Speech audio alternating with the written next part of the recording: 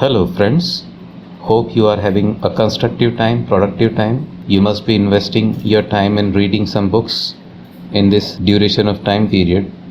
And in the coming days, you would love to read stories that will enrich your vocabulary at the same time that will give you a deeper insight of the things that happen in our society in our day-to-day life. You must be spending time with your family members and you must be gaining experience and knowledge with the help of your interaction with your family members and especially your grandparents. Directly and indirectly, grandparents with their habits, with their routine, teach the important lessons that have message for young children based on moral aspects of life. So now we will come to the story. This is the story of a young boy, a narrator. Khushwant Singh has not mentioned name of this narrator. So he is unknown narrator and he has painted a pen portrait of his grandmother. It can be assumed that this story, The Portrait of a Lady, is an autobiography by the author. Title is so appropriate. He has used two words, one portrait, another is lady. Although he is describing his own grandmother, but he preferred to use word lady instead of grandmother because grandmother, a word that suggests old age, and old age is not considered to be pretty. So he describes his grandmother as a lady instead of as an old woman, and it's a portrait because he has described his grandmother so descriptively that his grandmother becomes visible in our imagination, and he has described everything, every minute detail about his grandmother that she becomes alive in our imagination. Some expressions are given here. The thought was almost revolting, a veritable bedlam of chirrupings, an expanse of pure white serenity, a turning point, the sagging skin of the dilapidated drum, and accepted her seclusion with resignation. The theme of this short story is also selflessness, and acceptance also is one of the important theme of this short story. Let us start studying this chapter. This is a short story written in first person by the unknown narrator, and description of old lady, description of grandmother comes in the first paragraph. Khushwant Singh describes his grandmother as a lady who was very close to idealism. In this first paragraph he writes, she was an old woman, like everybody's grandmother, she was an old woman, and he writes that she had been old and wrinkled for 20 years that I had known her.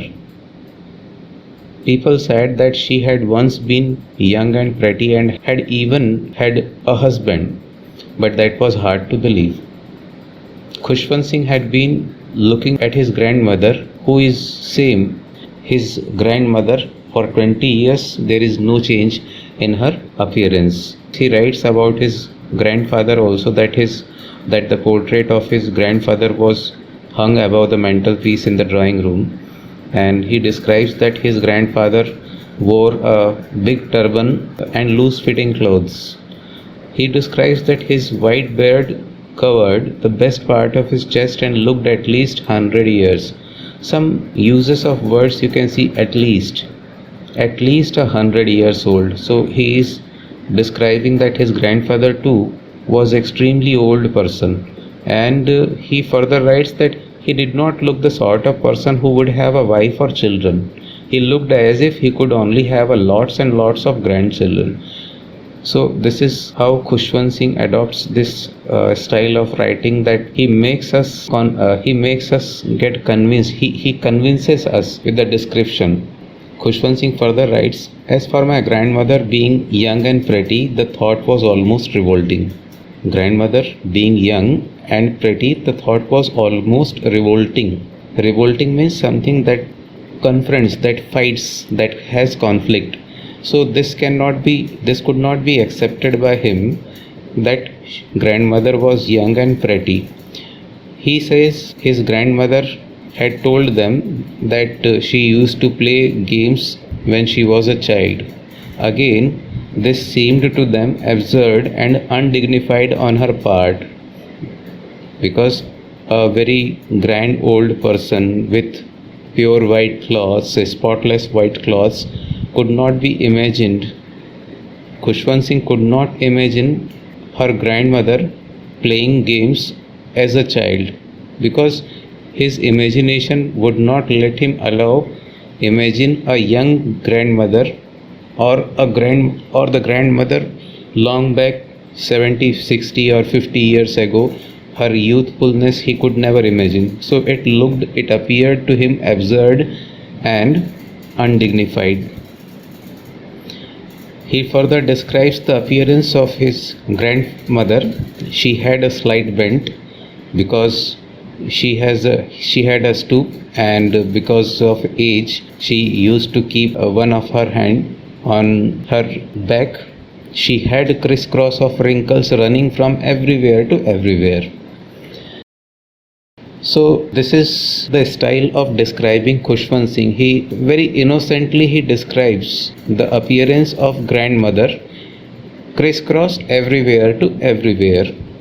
So it is the style Khushwant Singh adopts, and we feel as if a child is speaking about his grandmother, and very appropriately, very correctly, we can easily imagine the style of a child who would describe his grandmother like that. So he further writes, "No, we were certain she had always been as we had known her. Old, so terribly old that she could not have grown older, and had stayed at the same age for 20 years. So this is again, we are convinced that this is the description given by a young boy. So Khushwant Singh is describing his grandmother and adopting a style of describing in the words of a child. She could never have been pretty, but she was always beautiful." He writes further, "She hobbled about the house in spotless white with one hand resting on her waist to balance her stoop, and the other telling the beads of her rosary." This expression also, you note, many times students commit mistake that tell her prayers, or they don't prefer to say like speaking the prayers. Instead, when rosary is to be used, then telling the beads of her rosary is only the correct expression you should use.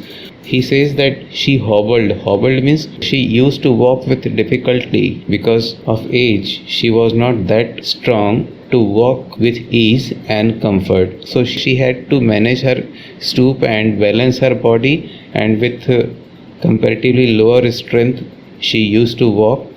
He further writes, "Her silver locks were scattered untidily on her pale, puckered face, and her lips constantly moved in inaudible prayers." Yes, she was beautiful. She was like the winter landscape in the mountains, an expanse of pure white serenity, breathing peace and contentment. In this paragraph, in general, we can conclude that Khushwant Singh has described his grandmother as a sage, as a saint, and she was very quiet, calm, and extremely religious lady who would take care of everything in the house, and always she would recite her prayers. She would tell the beads of her rosary, which she never left. She constantly non-stop said her prayers and looked after the things in the house. She wore white dress that was spotless, and that also symbolizes purity of her character. Indirectly, Khushwant Singh describes his respect also for his grandmother. It can be concluded that Khushwant Singh had great respect for his grandmother. Next paragraph also highlights another aspect of the theme of this short story. He is describing about their friendship. He says that his parents left him with his grandmother in the village, and parents went for their service. Actually, they were settled in city, and Khushwant Singh was left with his grandmother. She had been living in the same village for years, and it is difficult for elder people to leave their ancestral place.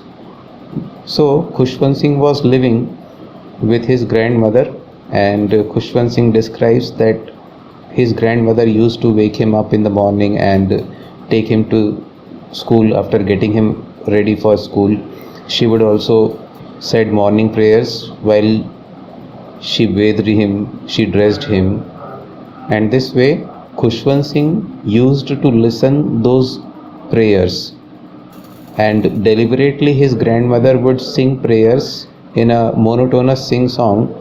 So Khushwant Singh felt that his grandmother was putting efforts such that Khushwant Singh would also listen and learn those shlok, those mantras, would be able to learn it. But it did not happen. Actually, it was a routine for a young boy like Khushwant Singh. He writes that I listened because I loved her voice but never bothered to learn it.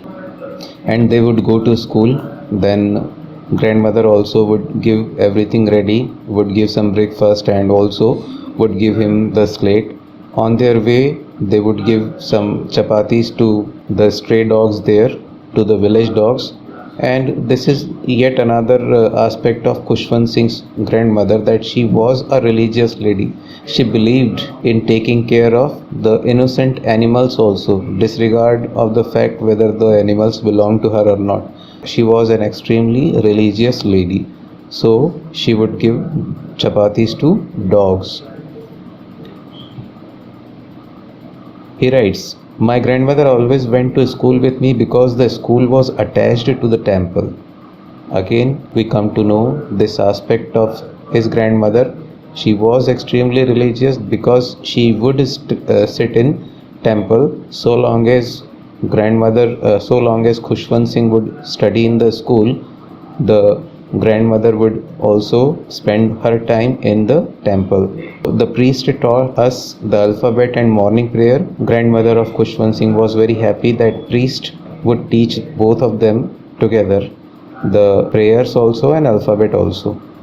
While the children sat in rows on other side of the veranda singing the alphabets or the prayer in a chorus, my grandmother sat inside reading the scriptures.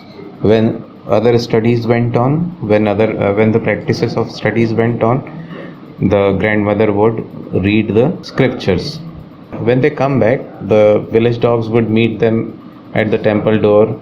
They followed us to our home, growling and fighting with each other for the chapatis we threw to them. So while they return, they would give chapatis. In the next paragraph, here comes a turning point. This word is highlighted, is bold expression. We can see a turning point. Khushwant Singh describes that there was a turning point in their friendship. Although we shared the same room, my grandmother no longer came to school with me. He says that when parents called them to settle in the city, they sent for us. That means the parents called them, and when they settled, when they went to city, grandmother and Khushwant Singh, there was a turning point in their friendship. So Khushwant Singh started going to English school, and he went to school in the motor bus, in the school bus. As a result, Khushwant Singh's grandmother was not needed to come with him, not needed to go and see him off to school. So there were no street dog and no feeding of street dogs.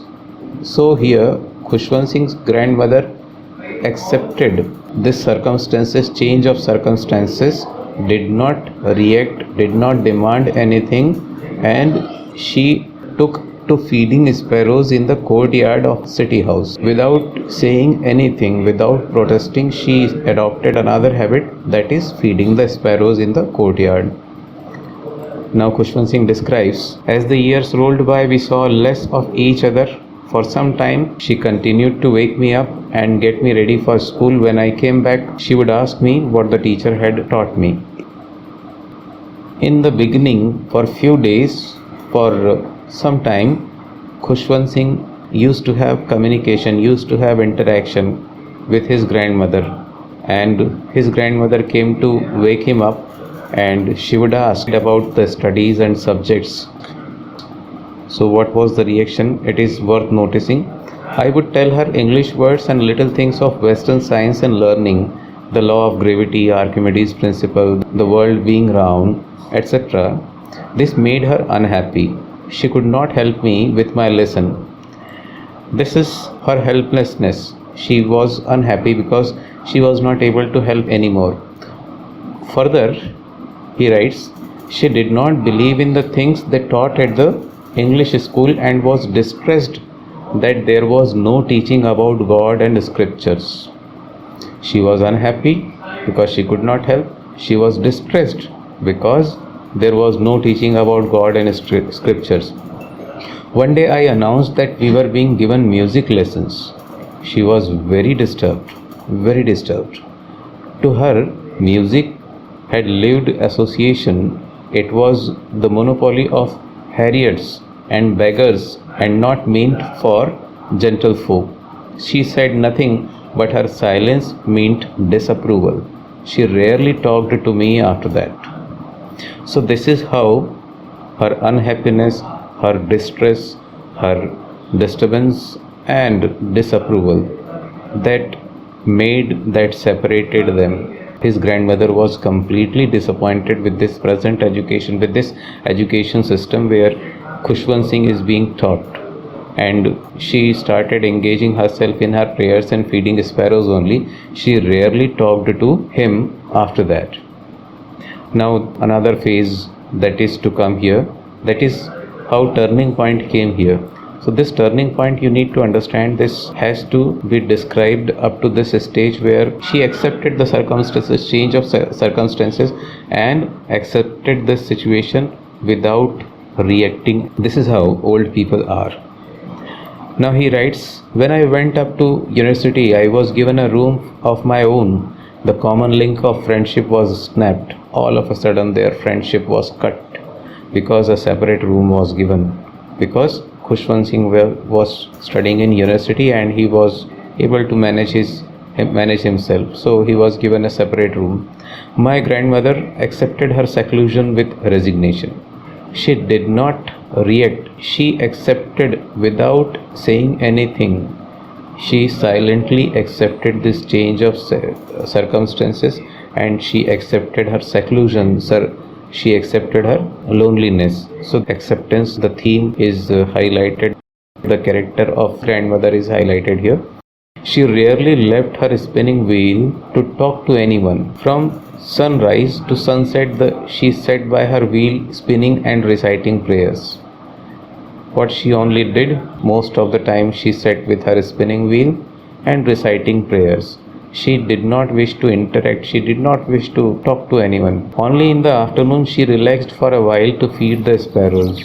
While she sat in veranda, breaking the bread into little bits, hundreds of little birds collected around her, creating a veritable bedlam of chirping. Veritable, constant, continuously, genuinely. And bedlam means chaotic situation. There were a number of birds and they created a chaos around her. Some came and perched on her legs, others on her shoulders. Perched means climbed or पैर के ऊपर जाकर बैठ गए. Some even sat on her head. She smiled but never shooed them away. She did not get angry with this chaotic situation, constant, and we may feel irritation out of those incessant and constant chirrupings, loud and chaotic chirrupings, but she only smiled and never shooed them away because she was very kind. She was very compassionate to all the animals. She was a pious and religious lady. It used to be the happiest half hour of the day for her. Only for half an hour, this was the happiest hour for her. When I decided to go abroad for further studies, I was sure my grandmother would be upset. The decision Khushwant Singh taken to go abroad, in old days going abroad was considered inauspicious. Among Hindu community, among Indian communities, it was not accepted. And Khushwant Singh says that my grandmother would be upset. I would be away for 5 years, and at her age one could never tell. A grandparent could never bear that his or her grandson or grandchildren would be away, and even this pain could not be expressed, yet his grandmother could. Khushwant Singh says that his grandmother could convey her pain and loss of separation. She was not even sentimental. She came to leave me at the railway station but did not talk or show any emotion. She remained silent. She did not get sentimental. She was composed. She did not react. She did not get sentimental. Her lips moved in prayers. Her mind was lost in prayers. Her fingers were busy telling the beads of her rosary. Silently, she kissed my forehead, and when I left, I cherished the moist imprints as perhaps the last sign of physical contact between us. Khushwant Singh loved. He says that he cherished the moist imprints जो होठों की नमी दादी के होठों से लगी उसके forehead पर, that he cherished means he loved, he liked, he felt the warmth of love and affection that his grandmother kissed her, and because of this he felt, he had a thought that this may be the last sign of physical contact perhaps, but that was not so. After 5 years I came back home and I was met by her at the station. So this did not happen.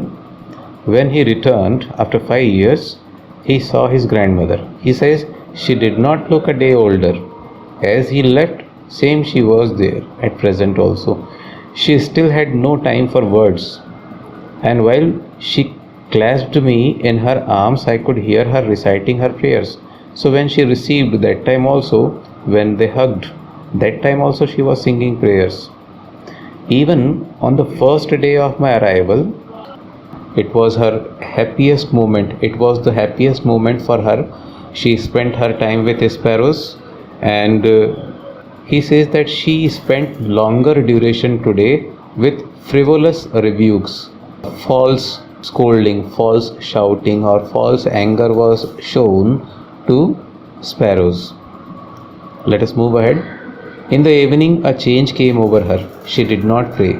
She collected the women of the neighborhood. She invited the neighborhood women, and she got arranged one old drum, very old drum, and the drum is described here with these bold letters, the sagging skins of dilapidated drum.